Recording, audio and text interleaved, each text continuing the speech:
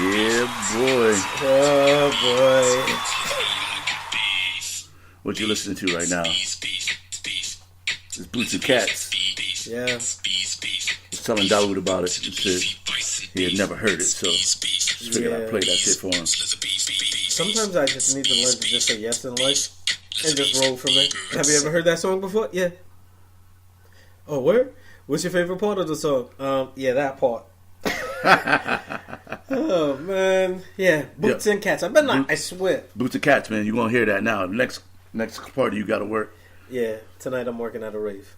Oh, you're definitely going to hear that shit. I bet not. And you're going to hear Baby Shark. Do, do, do, do, do, do. You know, I'm actually glad I didn't hear that last night, too. You about to. No. You're going to hear it tonight. You know, off air, I did say I did hear chicken noodle soup with a soda on the side twice last night. It was that kind of night. What was that chick, Little Mama? Little something. What you know about me? What you know about me? My lipstick is popping. My lipstick is cool. Yeah, I heard that song twice last night too. Yeah, that's some of the side effects of working some nights at the club as a bar back. As a bar back. Yeah. Hey, yeah. Look, man, you subjected to whatever music plays. As a DJ, Hey. I control the music. So. Yeah. But the next party I do, as soon as you walk in the door, Boots and Cats. Oh, like that's my theme song. That's your theme song now. Like that's where I'm supposed to be high stepping. Like I got. You get your little dance when you come in. Nah, like I got platform shoes. I got to step all easy when I'm walking into the club. When you have that Boots and Cats song on, no. What you got to do is you got to get the boots with the glass bottom and put cats in them. Nah, I don't feel like walking on pussy. Come on, man. There's different fetishes for everybody. You know what I'm saying? That could be your thing. That's not one of those things I want to practice. Nah, you don't want to walk on the pussy. No, my lady's allergic to cats, so I don't need that. I don't need that shit in my life. You know, there's just certain things you just learn to let go. But anyway, this is a Saturday morning conversation. Yes, indeed. We didn't even get to that part. Yeah. No, we was talking about last night.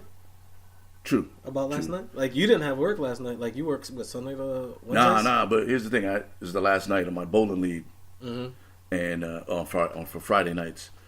And we're in 5th place, but we're arguably the best team in the league.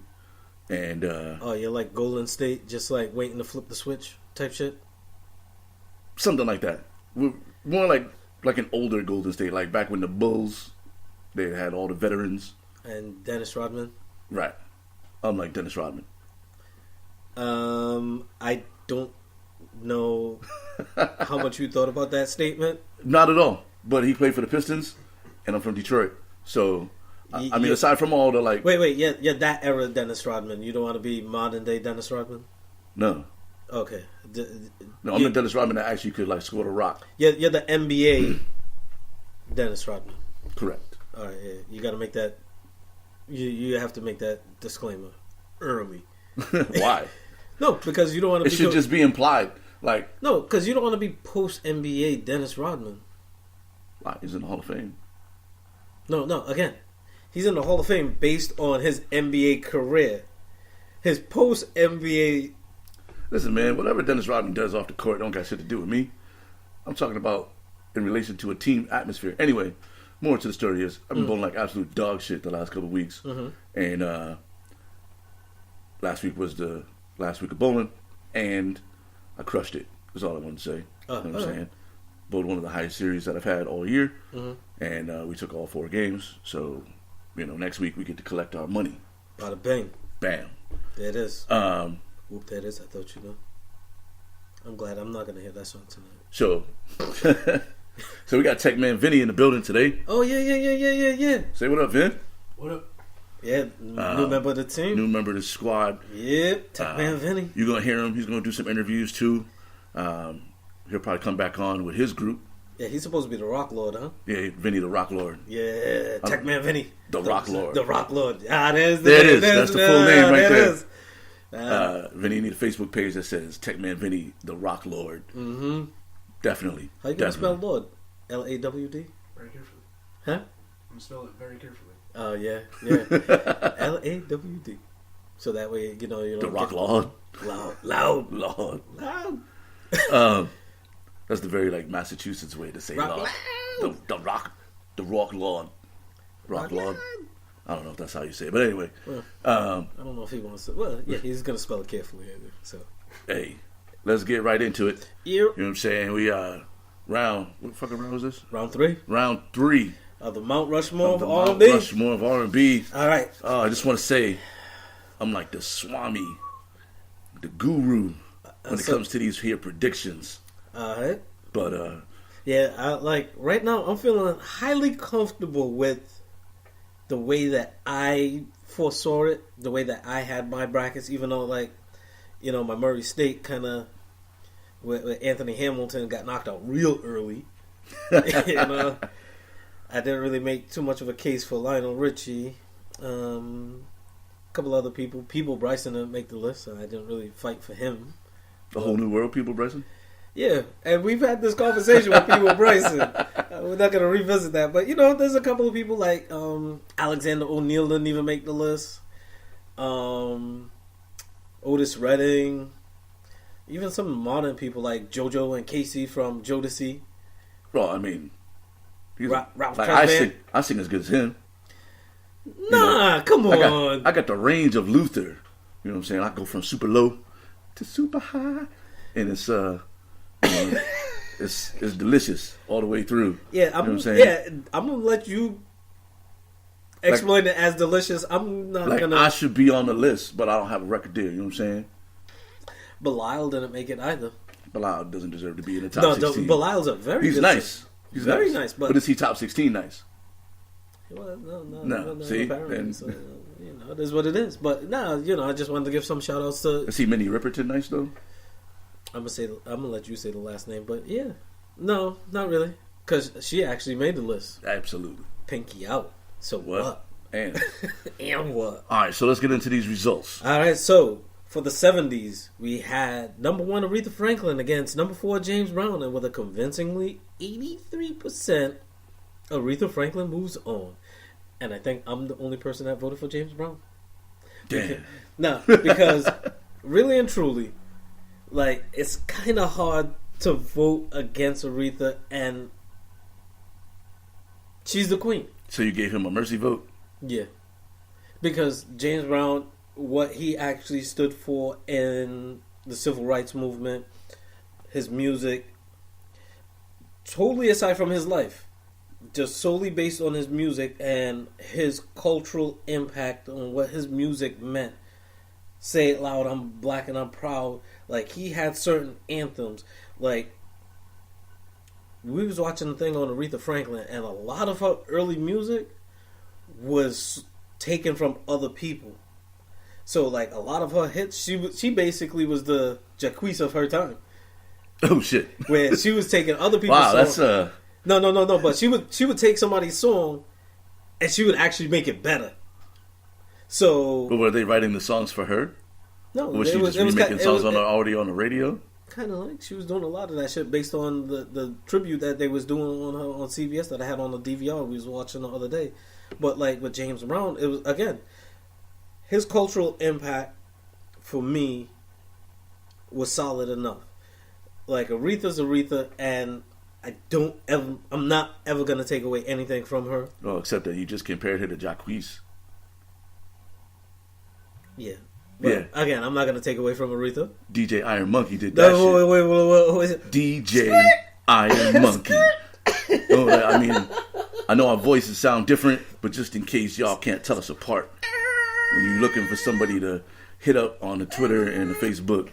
Nah, you can miss me with that bullshit. That dude.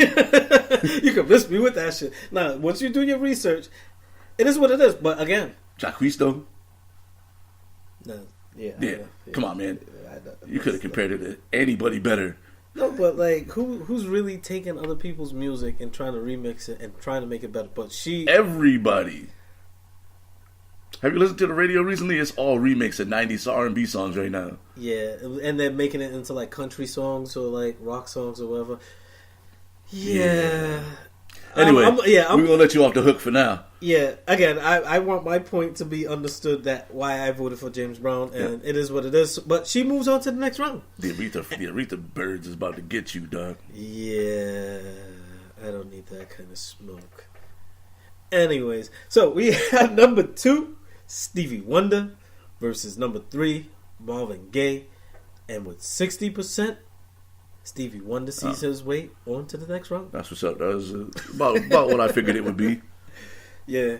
You know, Stevie Wonder looking forward to the next round. Yep. So that means that finals for the 70s bracket to represent themselves in the Mount Rushmore of R&B, we have number 1, Aretha Franklin, versus number 2, Stevie Wonder. The first 1 versus 2 matchup.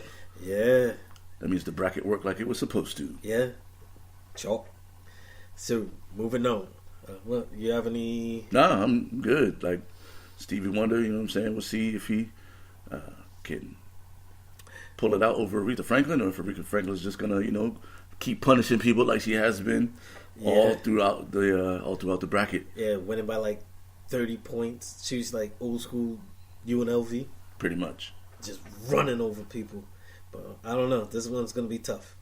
All right, so moving on to the 80s. We got number 1, Whitney Houston, versus number 5, Luther Vandross. And with 73%, Whitney Houston moves on to the next round. That was a tough matchup. You know what I mean? I think I voted for Luther on that one, too. I did. I voted for Luther. But like, Luther's songs have, like, there's, I don't know. Like, I just feel like in the grand scheme, you know, for me, it was Luther. Not that you can take away anything from Whitney. I mean, that's a matchup of titans right there. Yeah, and if anything, she's ranked number 1 for a damn reason. Right. Like, so I ain't mad at it. No, but I went for Luther too because, and I felt kind of bad because it's like when I first started making my list, I made my list of just straight men, and then I included women where again some men got squeezed out, and it is what it is. But then Whitney, I was like, all right, well, if Whitney got to be there, Whitney got to be number 1. Well, for me at least, and it's kind of arguably because looking at who number 2 and number 3 was, which is actually the next matchup. Number 2, Michael Jackson versus number 3, Prince. Lord, man. Now there was a lot of arguments with this, where the argument was Prince played more instruments. He was more of a musician than Michael, but Michael was more of an entertainer. He was more flash and dash, and I don't know, man. Prince have you ever watched the Prince concert? And Prince was more substance. But I mean, but still, like he had a lot of flash too. He did. He was moving around and he kicking, but then he kicked people off their instruments and shit and play. Yeah. And like a Prince concert is and he high put Sheila energy. E on the scene. Yeah. Like, so like, it was tough. Listen, I watched Prince play the drums in like 6-inch high heels. You know. Yeah. Like, and you know. And you know what, too? But this is about singing, and, you know, you got to listen to the ballads and then compare the ballads. Who'd you vote for on this one? Damn, I don't even remember. I'm pretty sure I voted for Prince. Did you? Let me double check. Oh, yeah. Let me check the Google machine. But anyway. No, I went for Michael Jackson. If anything, with 55% of the vote, Michael Jackson, number 2, moves on to the next round to go against number 1, Whitney Houston. Wow. So, Whitney Houston versus Michael Jackson for the title of the title of the 80s. Yeah, that one's tough. And if anything, what you got to say about that one? Listen, man, I'm gonna just let the voters speak. I don't really have like right now. It don't even matter who wins. Like it's gonna be, you know. Oh yeah, to me, I feel like somebody just deserved it. Yeah, it's gonna be like people really have to vote. Yeah. Now. Yeah. You know what I'm saying? Because this is where you got to choose between one titan versus another titan. Yeah, this is being etched in stone at Mount Rushmore versus being what like a cheese figure in Branson, Missouri. Like I don't know, like what? It just seems like it's like a counter prize rather than being in granite and stone for like at Mount Rushmore. Oh yeah. You know, you might be Right. like like cold cuts Damn. at somebody's, Like Super Bowl party. You're a Lego structure. At like a Grammy party. Like you had, the second place people. For the record, I did vote for Michael Jackson. Oh, all right. All right. So. All right, so this one's going to be very interesting for the 80s. All right, so for the 90s. This one was a real topsy-turvy one, but, we had number 9, Mary J. Blige versus number 13, Janet Jackson. And with 69% of the vote, Mary J. Blige moves on. Yeah, it was kind of nasty. That I kind of set it up like that. Miss Janet didn't move on. You get it? 69%. It was actually 69%. You don't get it? No, I mean I get it, but it was a bad joke. It was a bad joke. It fell a little flat, Dad. I know, but you see, that's the joke. You make a bad joke and you emphasize how bad the joke was, and then you just joke about it being that bad. And it was. Comedy 101. Yeah, kind of backhanding it. So either way, with 69% of the vote, Mary J. Blige moves her way on to the finals to go against the winner of number 6, D'Angelo, versus number 7, Tony Braxton. Who'd you vote for in this one? Motherfucker, you already know who I voted for. Yeah. I don't even know who I voted for. Asking you. I know you wasn't voting for no motherfucking D'Angelo. Naked ass D'Angelo has gotten no votes. He was only from me. That was only one video, right? I don't give a fuck. Yeah, no, but he did have just a like habit of not remember wearing when a shirt. Devontae did the video on BET and they what? played it for like 6 hours with he was like dancing all weird and playing on like one drum and shit, like he had lost his mind. Oh yeah. Like he was literally like on a crack binger or something. Yeah, cocaine and was was like a hell of a drug. cocaine, and he was like, "I'm gonna make a fucking video." Oh yeah. He probably wrote the song and shot the video at the same time, like in the same day. Mm-hmm. BET aired that shit. I don't know what the backlash must have been because it was only up for like half. By the time I tried to call everybody to tell them to go watch that shit, it was off. So, yeah. Anyway, D'Angelo ain't getting no votes from me.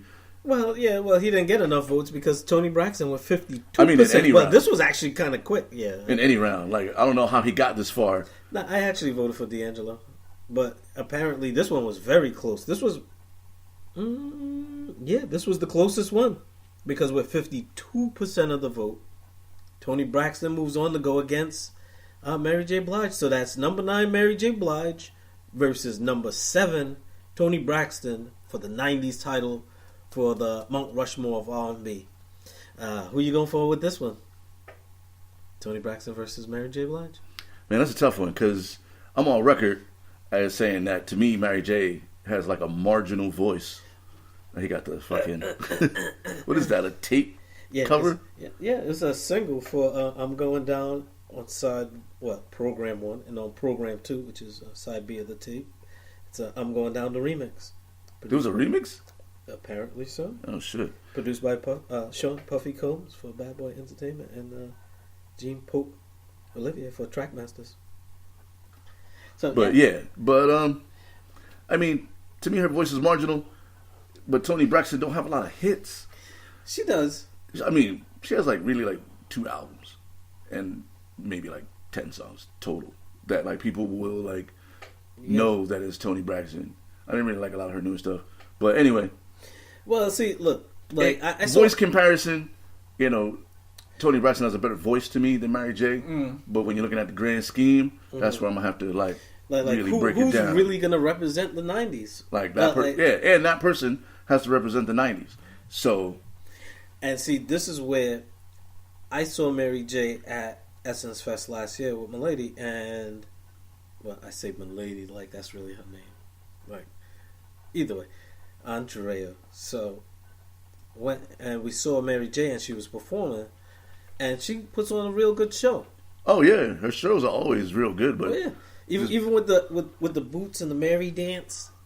Like, everybody got that drunk auntie dance. I wonder if she practices that shit, like with the drunk auntie dance. Like her little like weird dancing. Like I wonder if she like goes to a Because, before you go on tour, you do your rehearsals, and if you got dancers, your dancers rehearse with you. So kind of like what Janet Jackson used to do? Yeah. Like in the Control videos and that kind of shit? I wonder if she rehearses that horrible-ass dance. Well, yeah. Or if she's just like, all right, you guys do this, and I'm going to just freestyle over here and do my little Mary dance. Nah, see, the practice is you go out drinking with your girls, and while you're pre-gaming, right, when you're just drinking wine and you're getting wine drunk, you're like, oh, we going to the club, and that's probably her and the extent of her practice. I don't know her life. I feel like even though my life was actually a nice little... I feel like that's not even... That's giving her too much credit. Or not enough credit, because Mary J's a professional. Yeah. I feel like those are planned dance moves. I want them to be planned, because then it will be funnier to me. I don't know. I don't know. Practicing. I don't know if anybody's ever asked her that question. And nobody is... if you met her, would you ask her that question? Hell yeah. You're married. You're married. You practice... that's a question I want to know. I'd be like, you're married. I didn't... Hey, you practice that shit? Because that's terrible. You need to hire a new dance person, choreographer. Nah, it works for her because that's her signature move. You wouldn't expect Hulk Hogan to do... You wouldn't expect Hulk Hogan to do something else as a finishing move. It's got to be the leg drop. Yeah. As weak as the leg drop is as an actual finishing move, you expect... if you put a leg drop on you, you're not supposed to get up. As weak as that finishing move is, it's his signature move. As weak as Mary's dance moves are, that's her finishing move. It's like her Ed Lover dance. What dance was that? Remember the Ed Lover dance? Which one? Oh, it was the Joe Claire with the shoulder? Rhapsody? So what are we looking at now for the 2000s? All right, so moving on to the 2000s, we had number 1 Beyonce versus number 5 Usher. Who'd you vote for in this one? We already know. Based with the last episode, I told y'all I was voting for Usher, and he gonna get more than 20% of the vote. That was the over/under. I should have put some fucking money on this shit, because he definitely got more than 20% of the vote. Did he? Well, so, let's see. Usher versus Beyonce. And with the upset, we have number 5 Usher with 59% of the vote. Moving on to the finals, beating out Bay Wins. Upset. One time.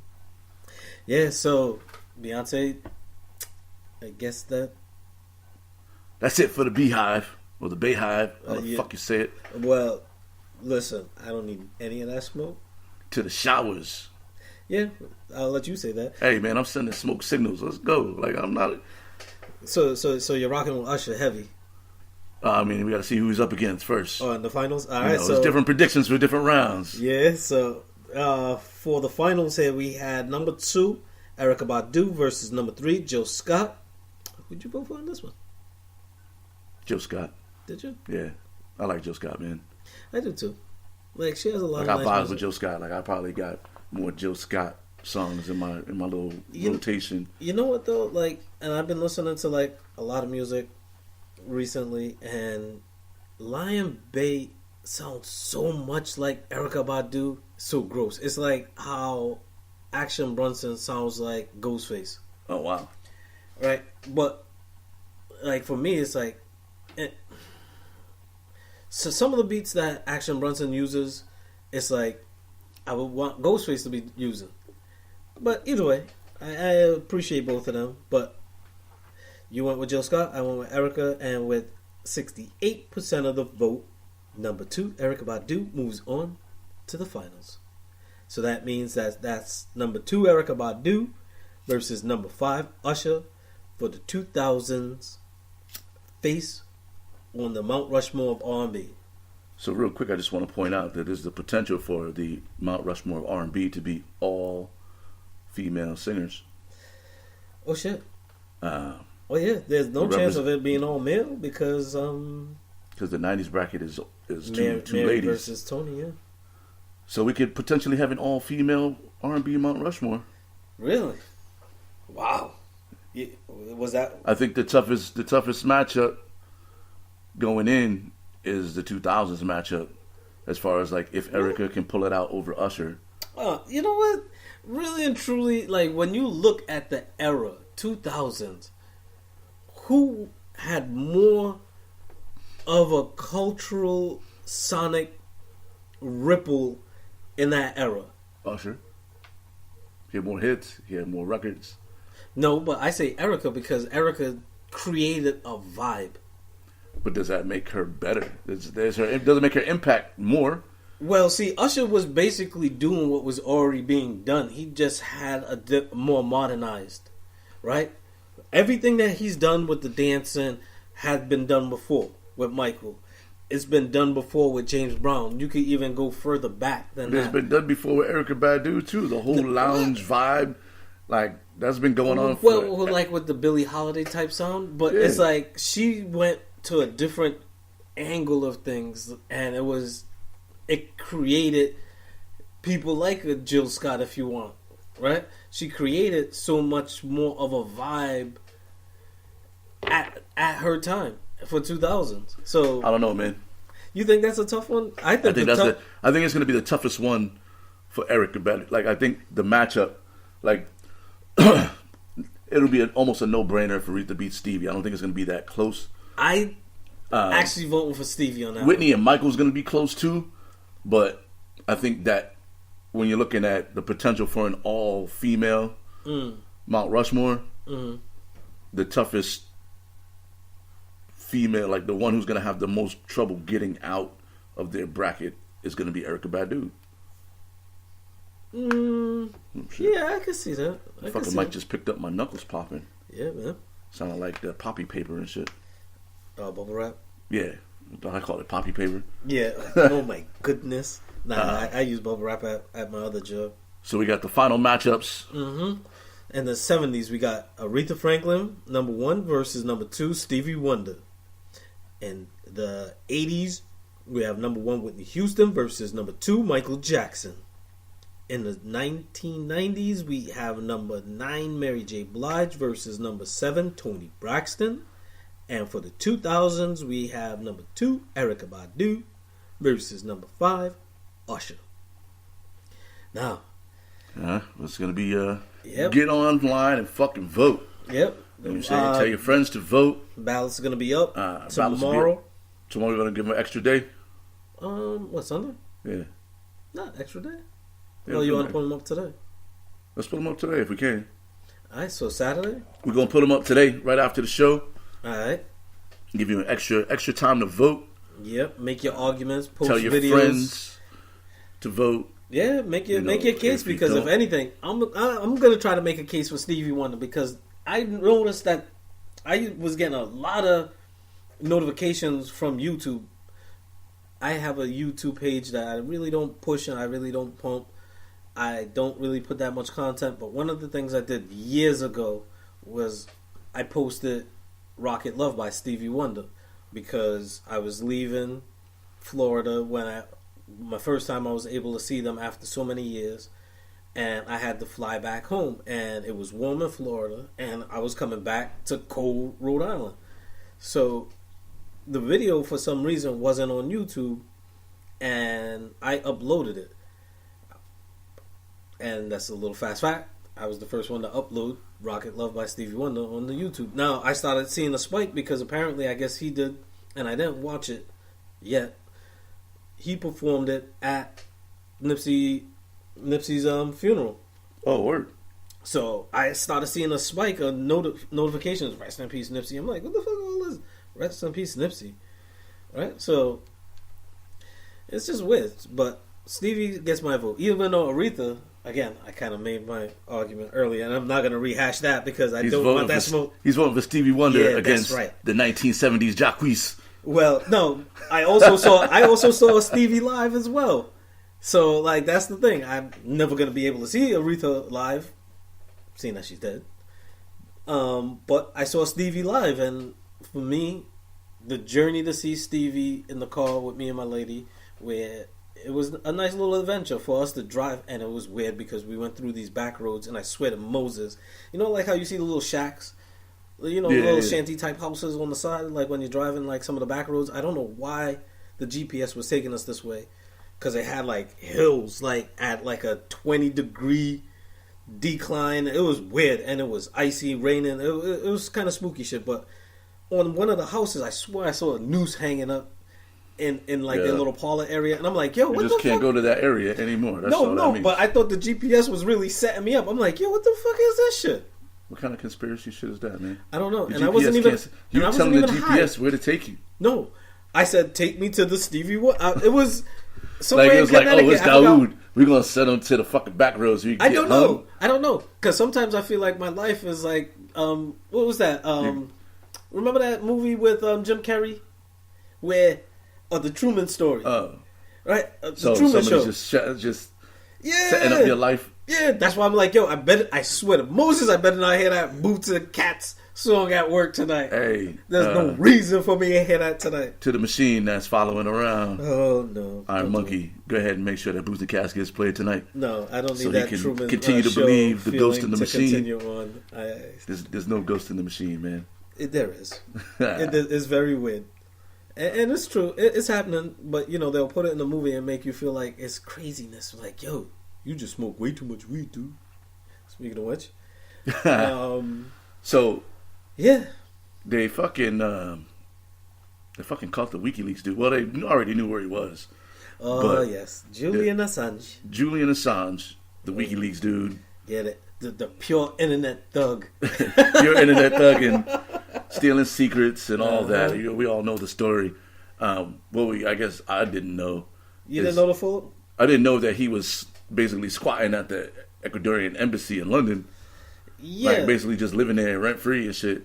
But yeah. And they finally dragged this punk ass out and threw him out the embassy and shit. And now see, he's gonna end up getting sent back to the United States, I think. Well, this is the thing. He sought asylum after stealing records and trying to get Chelsea Manning to work with him and conspire and all this other weird stuff that you can read on your own. I'm not going to really try to feed too many people too much information. Doing your own personal research, and that is what it is. But from my personal research, he was also seeking asylum after he was on some rape charge in the UK. So back then, whoever the ruler was for Ecuador, he put him up, and he's like, "Yeah, you can stay here, and we'll make sure we'll protect you and all this kind of stuff." But it's like you said, that's cool for a little bit, but 7 motherfucking years. Yeah, I want to know what. I haven't really been reading. I just saw it quickly on the way over here. But what did the U.S. give Ecuador for them to be like, "Hey, bro, you got to get the fuck out"? Nah, see, this is what it was. Did Donald Trump do something good and called over and was like, "Hey"? Nah, he might try to all of a sudden try to college scandal Photoshop his face on the win on that one. But what happened was Assange, from what I was hearing, was he was getting aggressive with the new rulers and new management of Ecuador, whoever the president or prime minister was, and he was getting real aggressive, and to the point where they felt like he was hacking into their information to have dirt on them, so that way they would have to keep him up, so that way he doesn't WikiLeaks their shit. So he was dealing with that kind of currency where he'll find shit to blackmail you, so that way you can give him what he wants, and he can basically live rent free and squat. So it's like when when Kevin Hart came out cheating on his wife and shit. Oh shit! Like Ecuador was like, you know what? Fuck it, we doing some shit, and now everybody knows. So now, fuck you, the fuck out of here. Yeah. We'll air it out on our own. Yeah. And it was like, you know what? Yeah, whatever. Screw you, guy. Come get him. Get the fuck out of here. Yo, the video is a fucking hilarious, most hilarious video. Yeah. Them dragging him out and he's fucking screaming and shit. Yeah, you can see the people trying to smirk too and trying to hold it in because they knew the cameras were on him. Yeah. But yeah, he was trying to play tough, but he was all like vertical. No, not vertical. He was horizontal. They carried his punk ass out. Yeah, his feet was off the floor. He was struggling and shit. But then afterwards, he was taking pictures in the van, all trying to wink, like, yeah, everything's okay. Yo, yeah. Yo, they're about to ship him back to the United States and set him on fire. Yeah. I just hope they put it on like regular news. Yeah, but you know what too? That's kind of like the definition of white privilege right there. It's like, damn B. We'd be like, damn B. Like, you basically stole other people's shit, used it against them, and was trying to hide behind somebody else, but then trying to be all tough online. And then when they come for your ass, you was all kind of whimpering and weeping. Oh, no, hold on. Trying to be the victim? Yeah, but then they were saying how he was held out a book and he was trying to show the book too, so he was... And they were like, whatever, he's full of shit. Fuck that dude. Yeah, fuck that dude. Yeah, so... Fucking, what you got? Oh, no, I was going to bring up that movie, and I was trying to watch it last night when I got home from work, but apparently it was released a little bit later than I expected. But Guava Island, movie with Childish Gambino and Rihanna, directed by the same director that did This Is America. He did a couple of episodes of Atlanta. I would probably butcher his name, so I'm not even going to try. I understand how that could feel with my name being Dawood and people call me Daru and all this kind of shit. Like, yeah, it's murder the way that you're saying my name.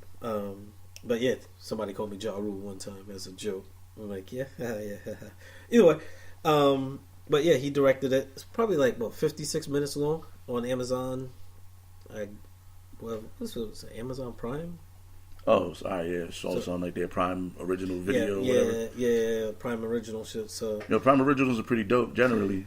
You know what? I just finished watching The Tick, and it was decent. Like, episode 1 was real good, and episode 1, the pilot had me hooked, and it got campy, and it is what it is, and it was something that I watched. It was kind of a campy cartoon. You know what it's good for?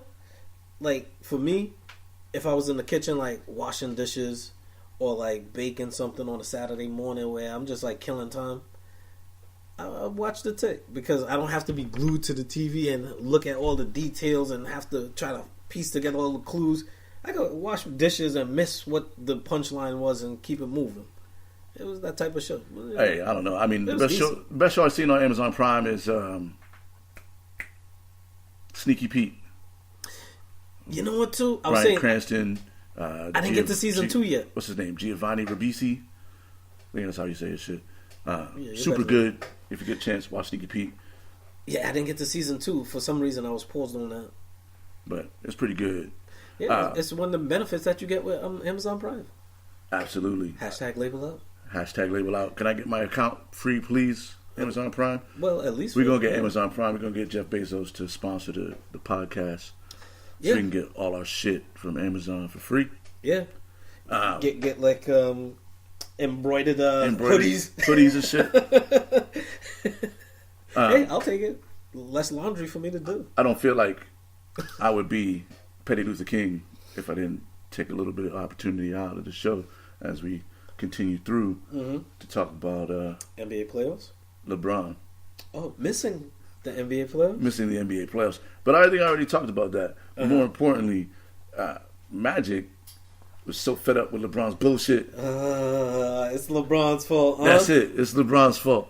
They should trade him, huh? The greatest Laker of all time was like, fuck you guys. I'm out. And he left with his Starbucks coffee and free movie ticket. You think he's the greatest Laker of all time?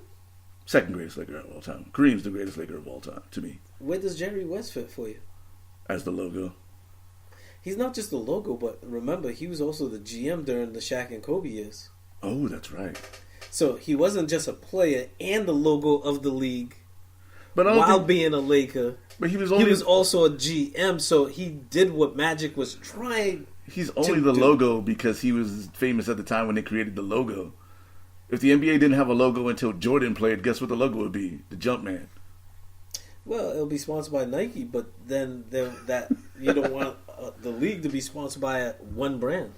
But, I mean, still to me, Kareem, Magic, then Jerry West. All right. Then James Worthy. No, I'm kidding about James Worthy, but James is underrated. James Worthy's underrated, but James is one of my favorite players. Him and Scottie Pippen, because they allowed the other players to do what they did best. and they did the dirty work. Indeed. But yeah, you think they're gonna trade LeBron? I think they're trading LeBron. I think they're For who? Here's the Who? here's the scenario. Ready? I was thinking about this, Mm-hmm. so I was like, so the Knicks get the first pick in the draft. Right? Okay. That's part one of the scenario. All right. God willing. And then Kyrie and Kevin Durant go to the Knicks. Mm-hmm. The Knicks pick up Zion. Then they trade one of them, Kyrie or Zion, mm-hmm. to the Lakers for LeBron and like 3 draft picks. Or LeBron and Kyle Kuzma goes to the Knicks. Mm-hmm. And that's how they get rid of LeBron. But the Knicks win a title. Listen. But the Knicks win a title. Listen. As a Knicks fan, I don't need to be smoking that weed. Listen. The year LeBron took his talents to South Beach, you know how many scenarios was playing how LeBron was going to go with Dwayne Wade and Bosh to New York or all this other shit? Yeah, but none of them were my predictions. I'm good at this. Yeah, and again, we did end up with Amari Stoudemire during that year, and it was good.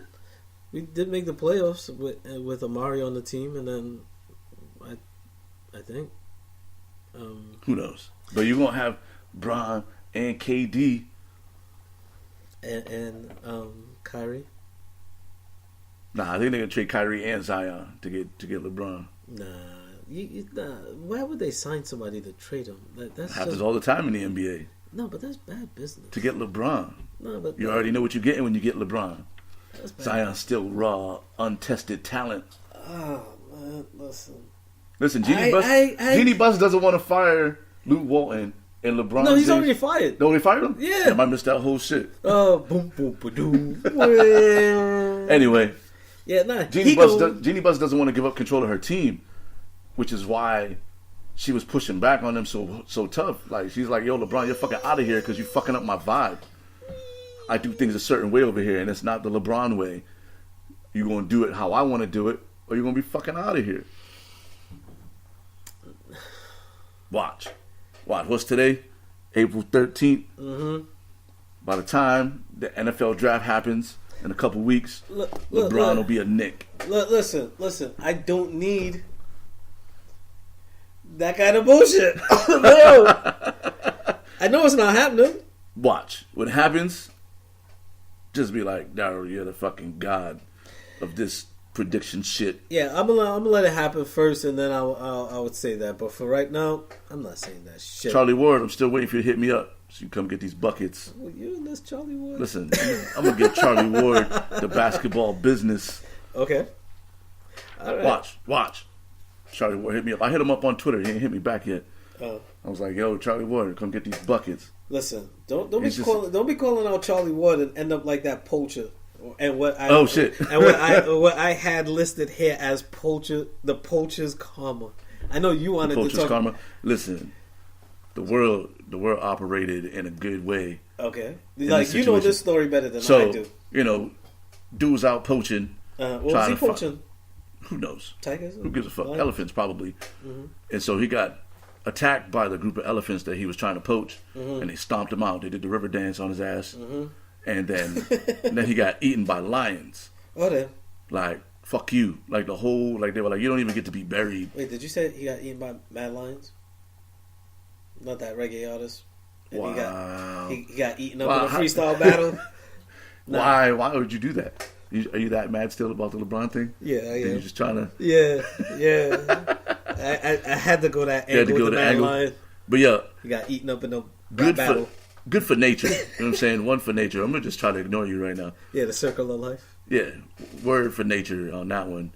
Like the elephants stomped him out and it was like, hey, lions, come over here and eat this dude. So now like his family can't bury him. None of that shit. That's the part of Lion King that's on the cutting room floor. The new Lion King.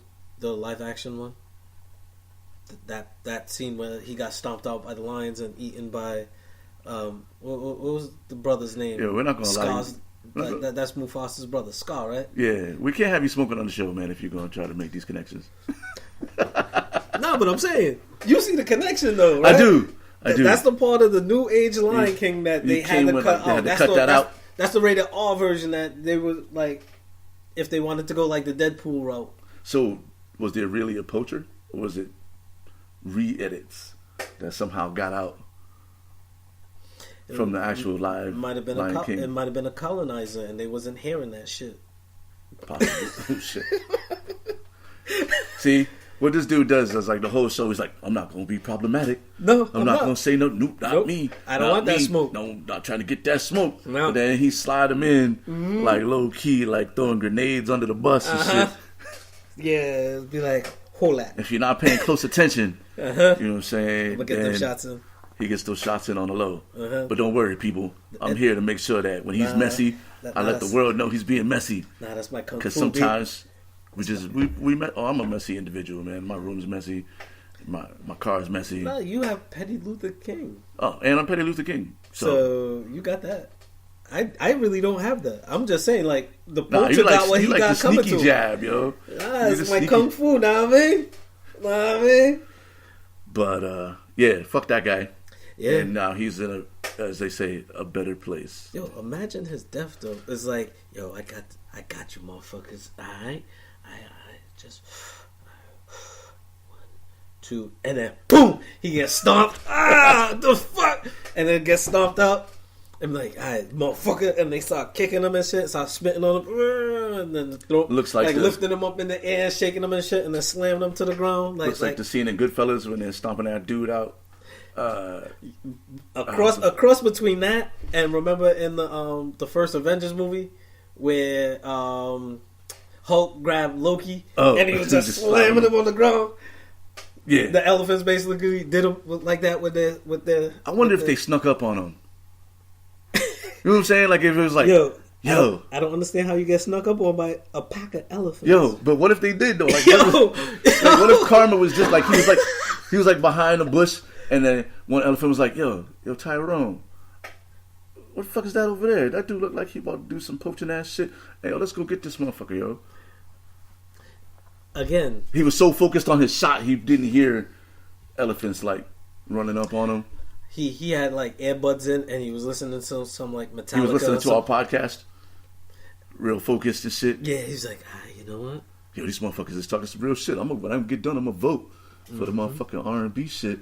You know what? And then he never saw it coming, like the dude who got attacked by the cougar when he was running up the mountain and shit. Be like, you know what? Maybe that trade might happen for the Knicks. Like, and he's really deep in thought. He's like, yo, I don't understand why Iron Monkey just doesn't have more faith in Daryl's. And then, boom, he gets stomped out by ninja elephants. Elephants. Come on, man. Like, I could come to grips with Teenage Mutant Ninja Turtles. Even Street Frogs or Street Sharks. Remember that shit? No. I could come to grips with that. No, there was Battle Toads. All right, I'll give you that. What's some other group? Biker Mice from Mars. I'll give you that.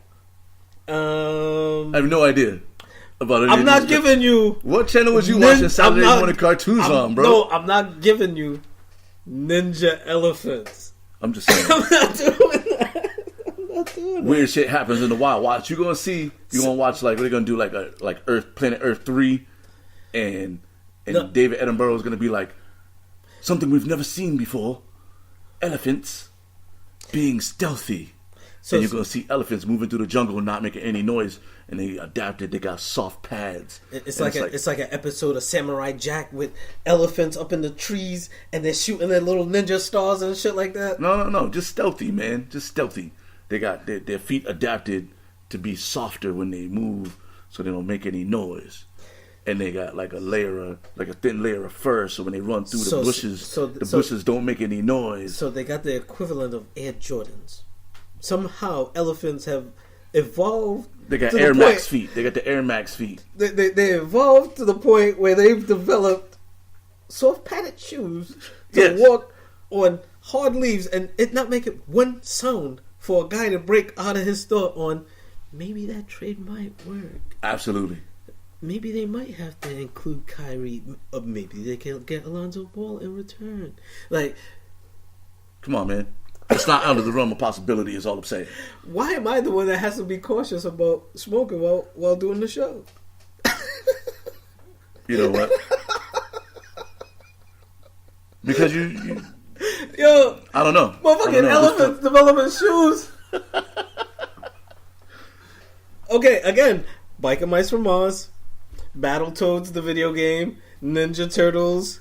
There was the Street Frogs with the rap. Remember? No, the Street Frogs was the rapping frogs. My bad. Then there was Street Sharks. First of all, how do you know this? Cause. Well, you got kids though. You got kids. No. Oh, these are your era cartoons? Yeah, this is our era cartoons. No. This is your era cartoons because I don't remember any of those cartoons. Look.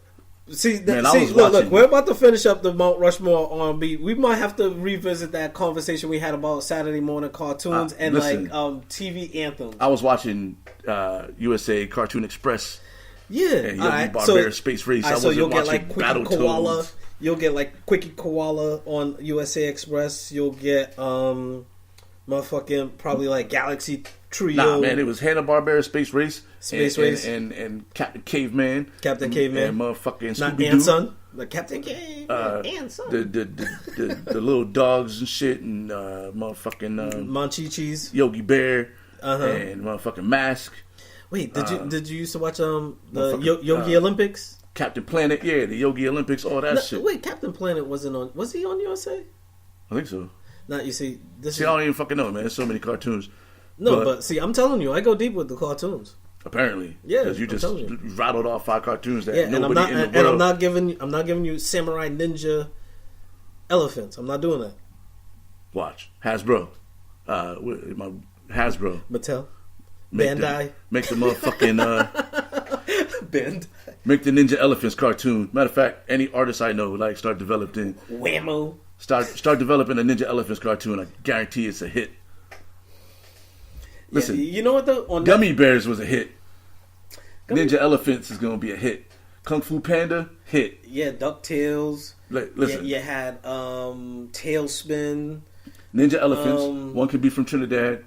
And, you can do the voice and shit. There's no motherfucking elephants in Trinidad. I can't give that to you. That's what's gonna make it incredible.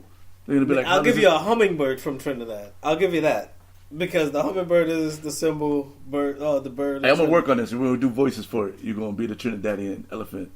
I'm not being the elephant. That's what like my snuffleupagus. Oh, I was like, what the fuck? Yeah, no. That's like my snuffleupagus. You never heard of? I know who Snuffleupagus is, but hey, big bird. Like I'm not having. No, I don't want a Trinidadian elephant in that whole scheme of things. Hey, well, we have to figure it out. Yeah. But soapbox time. All right. You go ahead. You go first this week. So there was a couple of things I was going to talk about on my soapbox, and wait, hold on. Let me see. Let me make sure I get my time down here so I don't go. He took notes. He's getting the clock ready because his stories get a little long and shit. Oh yeah, ninja cats. Yeah, there's samurai pizza cats, but that was a whole nother story. All right, so either way, no, that was another cartoon, Samurai Pizza Cats. Look it up. It's a pretty funny cartoon, especially if you're smoking or drinking. Either way, so on my soapbox, what I was going to talk about music, because what people like to do is talk about shit that they don't like. Oh, how I don't like this person, how I don't like that person. So Anderson .Paak came out with some new music. I talked about Lion Bass sounding like Erykah Badu and the type of music that she does. But Cosmic Winds, that's a pretty nice thing. I was listening to some old Mac Miller.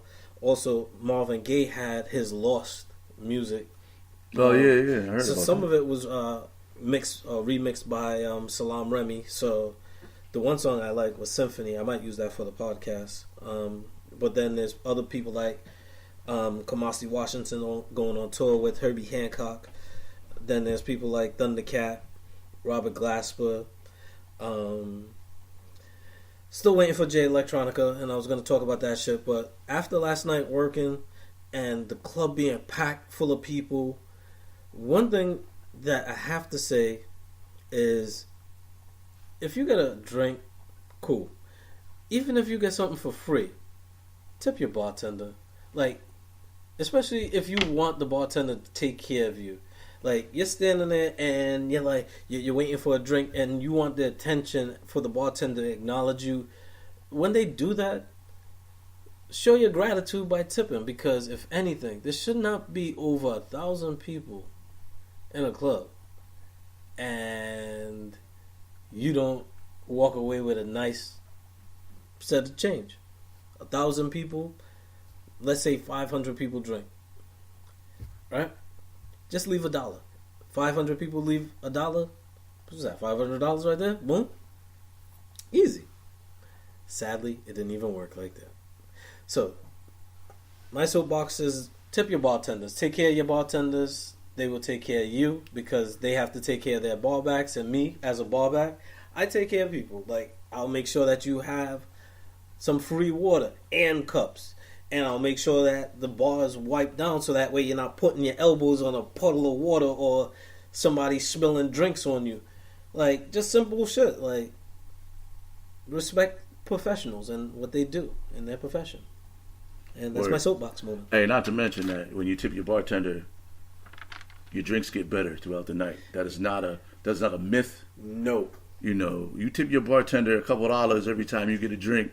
Not only do you not have to wait for your drinks, they also come stronger. So, tip your fucking bartenders, people. Yeah, and the other thing too is if they have a mispour, like somebody all of a sudden their car gets declined and they have no money, they have a drink to the side, that could be your tip. They might give you a drink, be like, you know what, I have this drink, I don't know if you want it or not, but here, this is what you ordered, and here, look, a free drink. Because I'm not throwing it out. I get free drinks almost everywhere I go. You know what I mean? Yeah. So $1 a drink is the minimum. Very simple. Is the minimum, and that's per like the fuck is the magazine? Ingredients. No. Like if you have like what the fuck is the magazine? Not GQ. GQ. Oh, okay. So in a GQ article I read in like Kobe. 1996, way back, like 1996, they put this shit out. Oh, etiquette, bar etiquette. Like etiquette when you go out and like the proper tip on a drink, not the fucking change. Like if the drink is like $4.50, you leave $6. Like you don't leave $5 or $5.50. Like you don't tip your bartender fucking coins. No, don't. If anything, tip in coins. Don't tip in coins. If anything, take the coins off the bar and leave the $1 if you're only trying to leave 50 cents. You know what I'm saying? But you got to leave at least $1 and fuck the coins. The bartenders take the quarters too. So a drink should never be $6.27. But in some places, places they are though. There's like $6.50. That's some bullshit. $6.25. No, because that's encouraging coins on the bar. Like fuck that shit. Don't charge your drinks where it's $6.27 and you got to give back change and not expect change to be back in your tips. Like, right? Don't do that. But not every bar does. So, and I mean, that's a very smart bar where it's $6, $7, $8. There's no coins involved. Right. And most places, a lot of places are like that, but there's still some old school spots that they get their beer and they charge like $3.75 for the shit. And listen, I know a bartender that like straight put like $5,000 in quarters in the bank because she just kept all her quarters for like a year. Yeah, quarters is one thing, but when you start fucking with nickel, dimes, and pennies, nobody does that. That's what I'm saying. Like $6.27. Nobody does that. Like yeah, that's some bullshit. $6.27. Like where have you ever experienced that? Nowhere. And that's why I'm saying, like, please don't encourage that shit. I don't encourage that shit anyway. But I'm gonna just pretty much attach to your soapbox. Yeah, and I'm glad my soapbox actually resonated with you as well because it's like, listen, I work in the tip industry. I work in the tip industry, so I tip good. I tip 20% minimum, 25% on a regular basis. But tip your fucking bartenders, dog. Yeah, take like care if of somebody gives you a service, like for a while I didn't tip the pizza man. So I was like, pizza man make $15 an hour. Why am I tipping the pizza man? But depending on where you live, the pizza man putting his life on the line to come give you that pizza in 30 minutes, and you got to keep it warm, and you might get attacked by dogs and shit. Anyway, tip everybody in the service industry because most of us don't make a ton of money, or we get paid by tips only, and that's the only money that you make. Yeah, so I don't get paid on tips only, but still, that shit or it's helps. A very low wage. Yeah, you know what I'm saying? Waitress wage right now is like $3.80. So that waitress in that restaurant is making $3.80 an hour. Like if she works 8-hour shifts, that's like fucking $40. You know what I'm saying? Like, so $40 a day is like slave labor. So if you're not tipping, if if you're not tipping your bartenders and your waitresses who are making slave labor, then they're not really able to provide. Now, granted, there are the people that have the whole like, listen, you could get whatever job you want. Yeah. You know, you got that job. You chose to have that job to make $3.80. So fuck you and your tip. Well, and see, in Europe, this is the thing they pay their people more. Too. See, this is the thing that I do. I don't have to be nice to people. I can be like, move, motherfucker. But you see, yeah, but you get tipped from the bartenders. And you see, I'm not encouraging because if they see me standing behind the bar, they're not gonna feel encouraged to be like, you know what? I'm actually paying for him too. Like, right. So you gotta be nice to people too, man. You can't just be hitting motherfuckers in the back with boxes and shit when you coming through with all the beers and shit. Yeah. Also, really important tip before we get out of here. You have your soapbox. When you leave, I just attached to your soapbox. My soapbox is your soapbox today. We're on the same soapbox. We standing back again. We're standing in unity on this tipping shit. Mm-hmm. But word to the wise: when you go out, even if you pay with a credit card, tip in cash. Yeah, I like that. Tip in cash because it allows your waitress or your bartender to claim what they want to. Mm-hmm. Not that I condone ducking the IRS on what you should be paying. However, cash tips makes it easier for those people to buck the system and make more money in their pocket. Cash rules everything around me. Cream, get the money. Dollar bill, y'all. Yeah, we out. It's the Saturday morning conversation. Tech Man Vinny, the Rock Lord, in the building. Stay tuned. We got some big things coming. And we out. Peace.